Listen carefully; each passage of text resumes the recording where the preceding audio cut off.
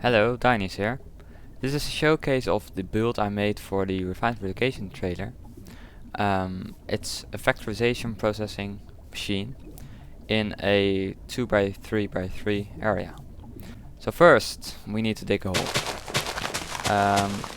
This is for getting water into buckets, and it's like, yeah, it's needed for the mixer.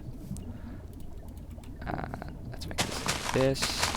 So we have an aqueous accumulator from thermal expansion, and I just put a fluid tank from Ender.io on top because this has the ability to fill buckets. Let's fill this in. So this is the part you would need otherwise, but you can use something else to fill the buckets. So now we need to make some power from Factorization, and I'll use a calorimetric burner for that. And then we need a, let's see, water boiler to turn it into steam, and then the steam turbine to turn it into charge. And I forgot the cakes, so let's get some cakes. Any power, it doesn't really matter. You can also just use power lines. This I just use for power. Now we need a, let's see, a hopper or something. Well, let's first do the mixer. We need a mixer to mix the ingredients we get from the socket with the grinder thingy, motor, and the cutting head, like this. I place this here so the barrel will face the right way. I think this needs to be a factorization barrel. I'm not really sure. If I'm right, this is now spinning. Yes, so now we're getting power and it's going into the cutting head. So if I now place one ore in here, just one, this will start to spin, and we will get, oops, the stuff goes into there and then into here. But now we need some water buckets in here. And how are we going to do that? Well, that's where refined relocation starts, with the relocators. Of course, you want to extract everything that's finished processing in this thing. And then we need two things. We want this to enter here, but only the empty buckets. And we want to extract the buckets that are full. You could just put another pipe right here, but I don't like that. I'm using a multi-module, and I'm using a filter for just letting buckets in, and a extraction module for getting them out. So that might went a bit quick, but you can add a module like this, multi-module, and then right click with the other modules you want in here, and they will disappear, but this is creative mode, so they don't. And then you can choose which one you want. So now we're having a filter and we just want buckets to go in here. We want the empty buckets to go through here, but also the filled buckets, so we need to use buckets. And extraction, that's all fine. So now if I put a bucket in here, let's get some more buckets. Oops, buckets. Like this. Now they will get extracted, but wait, they can't go into the bottom. So we need to make something for that, and I like to just do this. You can make a special case right here. Well, okay, now we have the water buckets, and now this is starting to process. But now we get this, and we don't want this. So what we need is a filter module, and we want to block out everything that is not well, water, or again buckets. Okay, so now we only get the buckets here. I can even do just water buckets, or is it water buckets? It's water bucket. I don't even need these. No, it's just water bucket. So if I just remove the stuff right here. Now this should work. So let's put one gold ore in here. Gonna process, gonna go in here. That's just gonna process, and if I'm right, this should work. Voila. Now this is going in here, and go back. And then we're gonna process the next one. So we use 2 buckets because that's better than when one is going in here and back. We still have another one to go with it. But now we get the access of sludge. So what do we need? Just a simple barrel with sludge. If I just put this here, it's gonna put sludge in here. And now only, well, it's not gonna put sludge in here. Whoops. I'm not used to factorization barrels. It's gonna put sludge in here, and now only sludge can go in here. The next thing we need is a slag furnace to cook the, how is it called? Clean gold gravel. But this needs a heater, so we're gonna put a heater on top here. It's gonna be charged by the steam turbine, and now this should work. This doesn't really need anything except for maybe, let's take a little sneak peek. Yes, we need a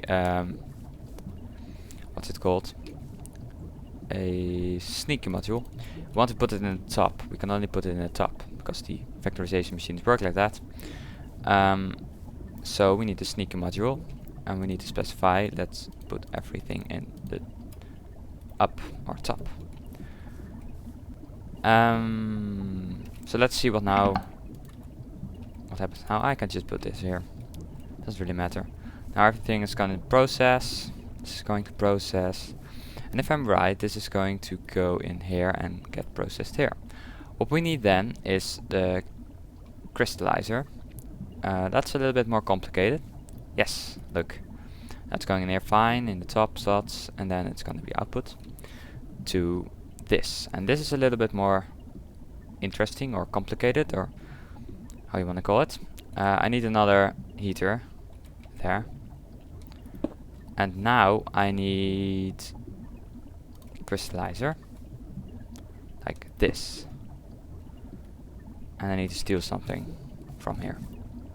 This. So okay. This needs, if you know factorization, the aqua regia, or I don't even know how to pronounce that. But now we need to do 2 things. We need to input it here, but we don't want to input it just in one slot. That's what happens if you just output it. Let's do that. Extract. Now, like every normal system, we are going to, if this actually outputs, another problem.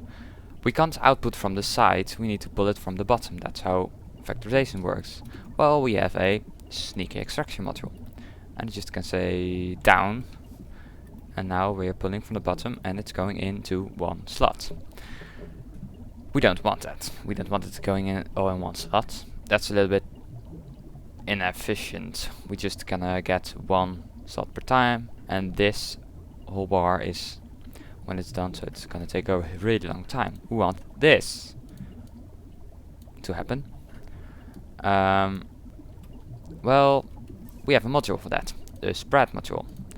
It spread items over the connected inventory, but we also want to extract and put it in a furnace.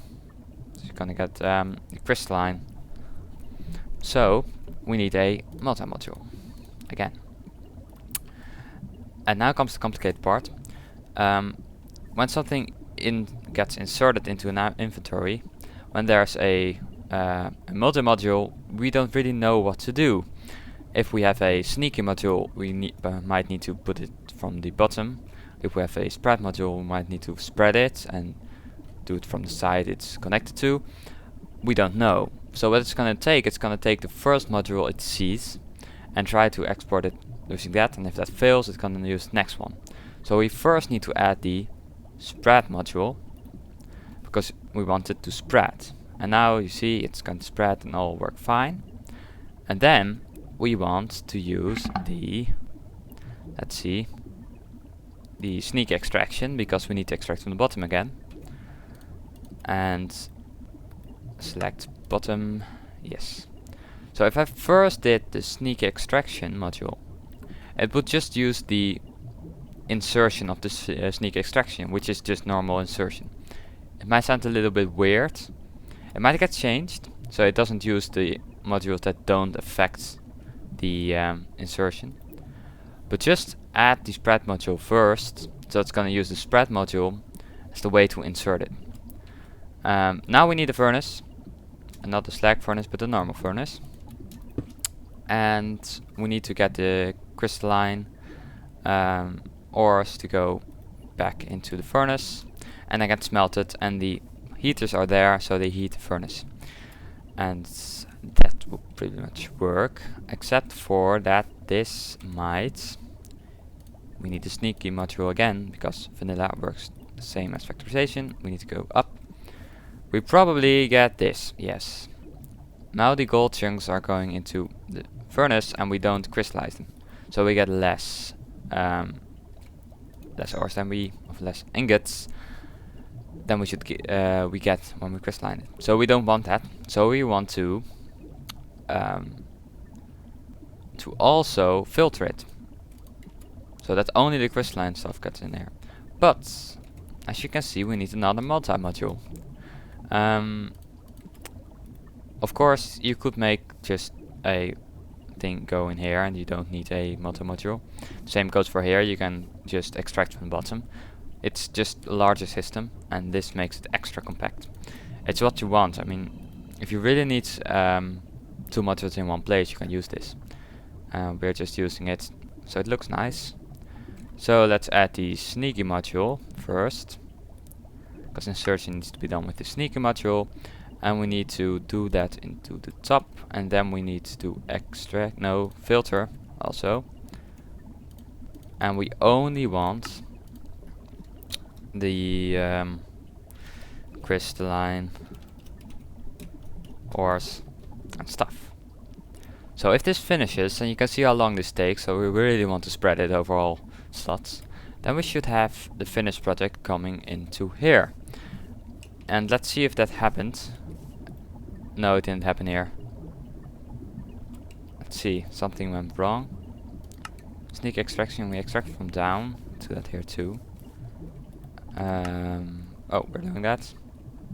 This inserts up,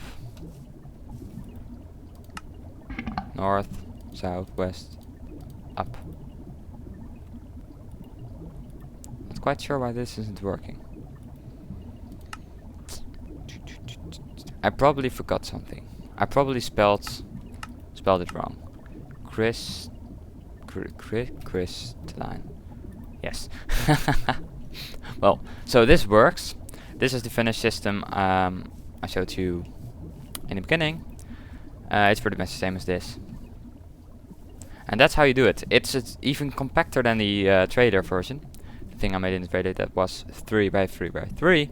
This is a little bit more compact because it uses the multi-modules. I don't think they were available in 1.6 yet. Maybe were, I don't know. So that's how you do it, and that's how relocators work. I'm pretty proud of the relocators. Take for instance this block. It does like a whole lot of stuff in one block. First it extracts, and it extracts from another side and it's connected to.